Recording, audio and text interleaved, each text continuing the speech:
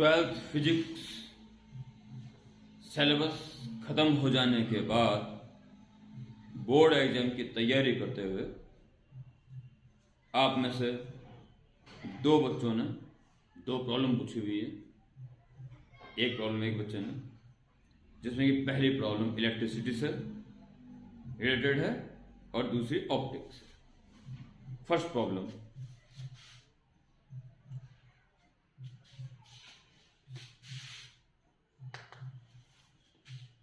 Number 1 related to electricity. एक diagram दे रखा है, आप केवल डायग्राम देखें पहले।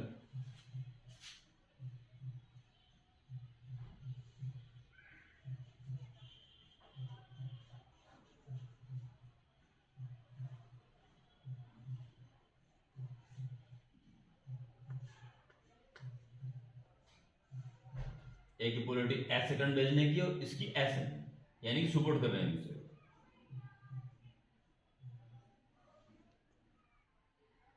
E1, E2, R1, R2 internal distances, and this terminal A, this terminal B.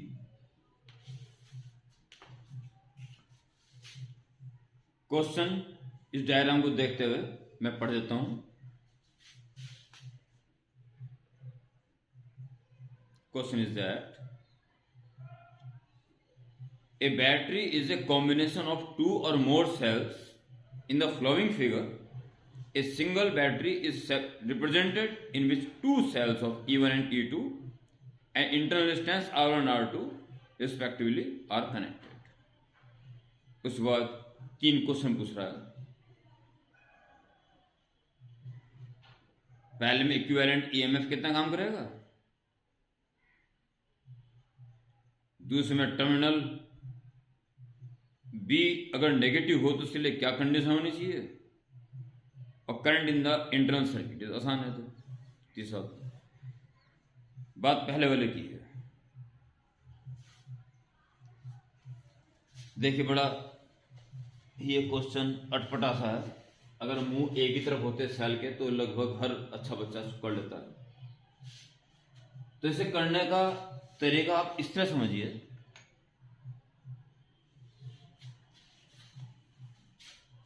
कि इस सेल को आप ऐसा ही मान के चलें,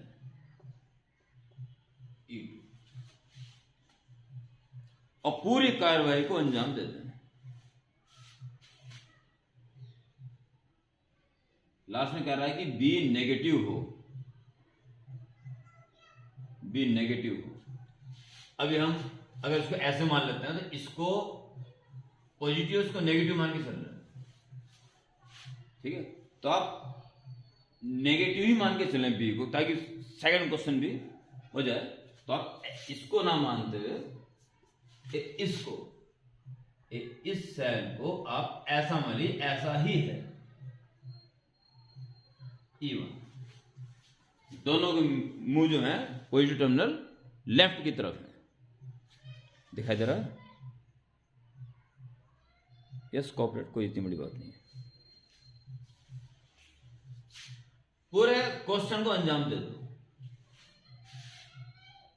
अल्टीमेट क्या करेंगे आप, E1 को -E1 से रिप्लेस कर दें, कार्य तो ही रहनी है सारी। बस इतनी सी बात है।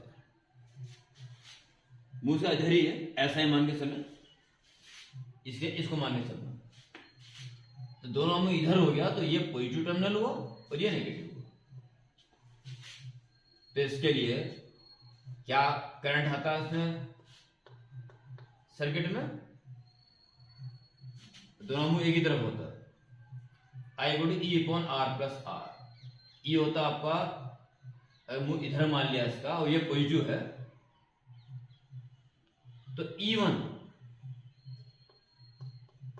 और -E2 होता है। करंट ऐसे जाएंगे, इसके लिए पॉजिटिव पड़ेगा, इसके लिए नेगेटिव पड़ेगा, ये नेगेटिव पड़ेगा, और अपॉन R1 + R2 ये होता। और उसके बाद EMF इस कॉम्बिनेशन का क्या होता, या तो इसके अक्रॉस EMF निकाल दो या इसके अक्रॉस EMF निकाल दो, पैरेलल में उसे अक्रॉस निकालिए। E1 जो EMF है और माइनस IR, R1 है, ठीक है। चाहे इसके अकॉर्डिंग निकाल देते, इसमें से E2 माइनस IR2 करना पड़ता, ये होता है उसका वैल्यू, कोई भी एक कर सकते हो। E1 minus I is E1 minus E2 upon R1 plus R2 plus into R1 plus R2, E1 R1 plus E1 R2 minus multiply both E1 R1 and it becomes plus E2 R1, E1 R1 cancel, E1 R2 plus E2 R1 upon R1 plus R2, ये EMF होना चाहिए। But in fact क्या है, plus E1 में जा cell को उल्टा कर दिया गया तो माइनस E1 हो जाएगा और कोई फर्क नहीं पड़ने। Given case,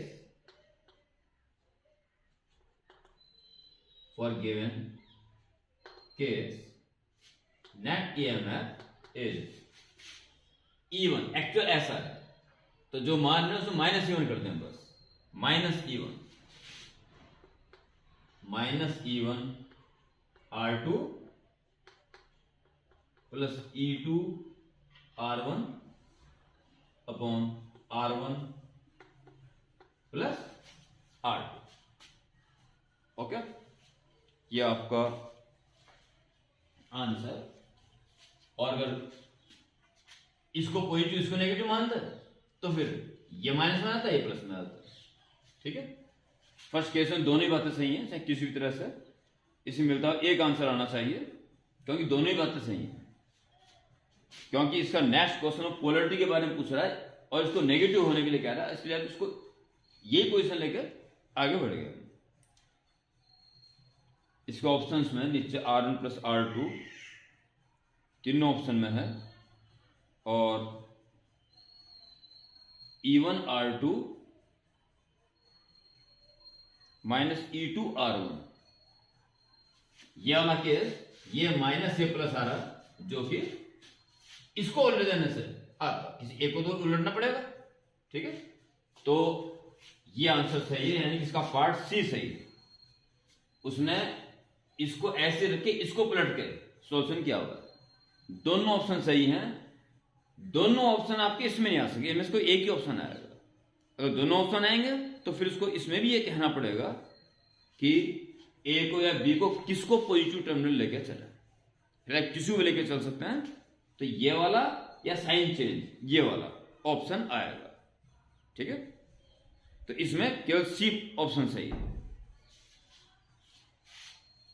C option is correct for 52 question. For 53 यानी नेक्स्ट पार्ट, ये था फर्स्ट पार्ट। नेक्स्ट पार्ट क्यों हमने ये लेके चला, वो कह रहा है कि टर्मिनल बी नेगेटिव हो, इसकी शर्त क्या है। हमने टर्मिनल बी को नेगेटिव होने के अंदाज में ही बात की है, यानी कि ये नेगेटिव नहीं आना चाहिए। नेगेटिव आ गया तो जो हमने माना वो उल्टा होगा। बी नेगेटिव हो, इसके लिए ये कार्रवाई सत्य होनी चाहिए और इसके वैल्यू नेगेटिव नहीं आनी चाहिए, यानी कि E2 R1 और E1 R2 में इस चीज की वैल्यू बड़ी होनी चाहिए ताकि ओवरऑल पॉजिटिव आए। जिस रेफरेंस को हम लेके चले बी इज नेगेटिव वो सार्थक हो। जो चीज हम लेके चलते हैं और आंसर नेगेटिव आ रहा है, इसका मतलब हमने जो लेके चला उसका ऑपोजिट है। एक्चुअल हमने बी को नेगेटिव लेके चला तो हमारा EMF पॉजिटिव आना चाहिए। अगर नेगेटिव आ जाता है तो बी नेगेटिव जो मान के चले हैं वो पॉजिटिव माना जाएगा। समझ में आ गई बात। So E2R1 should be greater than, second B parts का सही है। और लास्ट पार्ट्स का बिल्कुल इजी है, वो कह रहा है इंटरनल सर्किट में कितना करंट फ्लो हो रहा है, वो तो निकाल ही चुके थे, ठीक है। पर ये हमने उसके लिए निकाला था, ठीक है, चेंजिंग के रियल केस के लिए प्लस हो जाता है। Third part current E1 plus E2 upon R1 plus R, ये ऑप्शन सही है। तो ये था, इस क्वेश्चन को बताने में सबसे बड़ा कॉन्सेप्ट ये है, अगर ऐसी स्थिति आ जाती है कि दोनों सेल सपोर्ट कर रहे हैं दूसरे की, तो किसी एक सेल को उल्टा मान के पूरी कार्रवाई कर दो, लास्ट में उसका साइन चेंज कर दो, इट्स ओके। नेक्स्ट क्वेश्चन, ये दूसरे बच्चे ने पूछा है, ये ऑप्टिक्स से रिलेटेड है।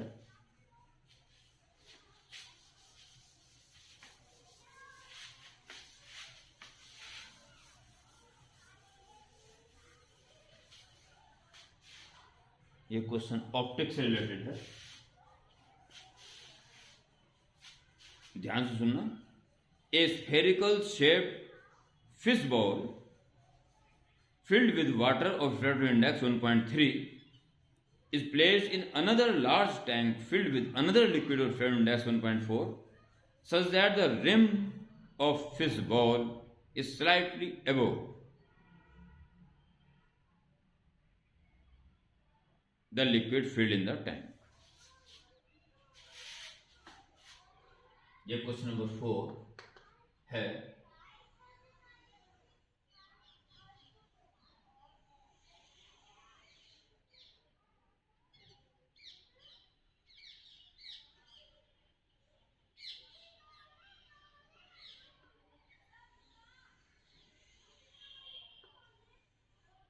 फिश बॉल और इसका रिम पानी से जरा सा ऊपर निकला, ओके। इसके अंदर भी लिक्विड है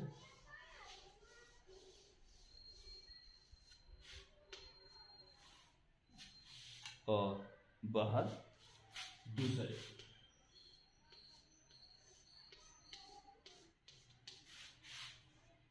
ओके।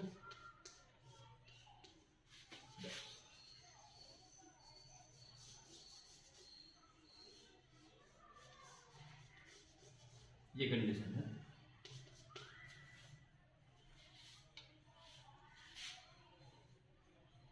फिश बॉल में 1.3 रिफ्रैक्टिव इंडेक्स वाला और बाहर वाले टैंक में 1.4 रिफ्रैक्टिव इंडेक्स वाला लिक्विड है। The diameter of fish ball 20 centimetre, fish ball 20 centimetre, इसका आर है 20 सेंटीमीटर। सॉरी डायमीटर है 20 सेंटीमीटर, रेडियस है कि 10 centimetre, 10 centimetre. A parallel raise from a distant object is incident on the spherical fish bowl. Find the position. Distant rays, पहले इसको centre से जाने वाली एक रे बना दीजिए और फिर पैरेलल रे इसके ऊपर इंसिडेंट कर दीजिए।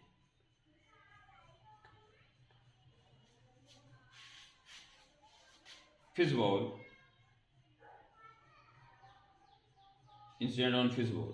Find the position at which incident light rays will get focused when seen by small fish at the center of bowl.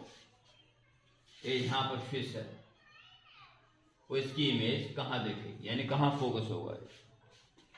तो सोचने के बाद प्यारे बच्चे यहाँ तो स्ट्रेट वे निकल जाएगी, कोई फर्क नहीं पड़ा।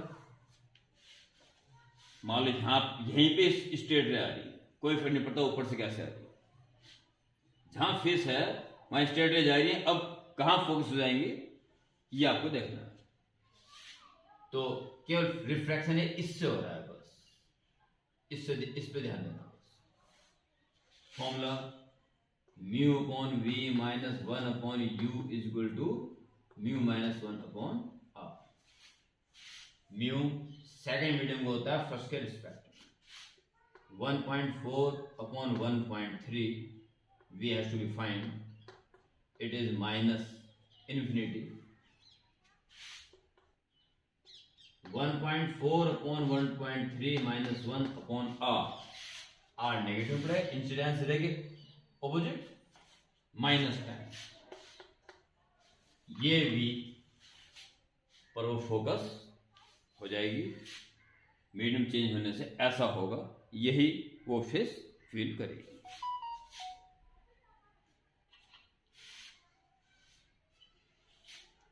Point cancel. 14 upon 13v it become 0, cancel, LCM 13 आ जाएगा। और 14 minus 13 1 upon 13 into 10 minus also 13 cancel, v is equal to minus के 140। सरफेस से माइनस का 140 यानी क्या हुआ कि ऐसे में कॉन्वेक्स सरफेस नजर आ रहा है, पर बाहर का डेंसर मीडियम होने के कारण ये कन्वर्स की बजाय डाइवर्स कर देगा, डाइवर्स कर देगा, तो पीछे ये नजर आएगी। ठीक है, यहां से 140 तो फिर से ये डिस्टेंस 10 जो रेडियस है उसे माइनस करना है। तो फ्रॉम फिश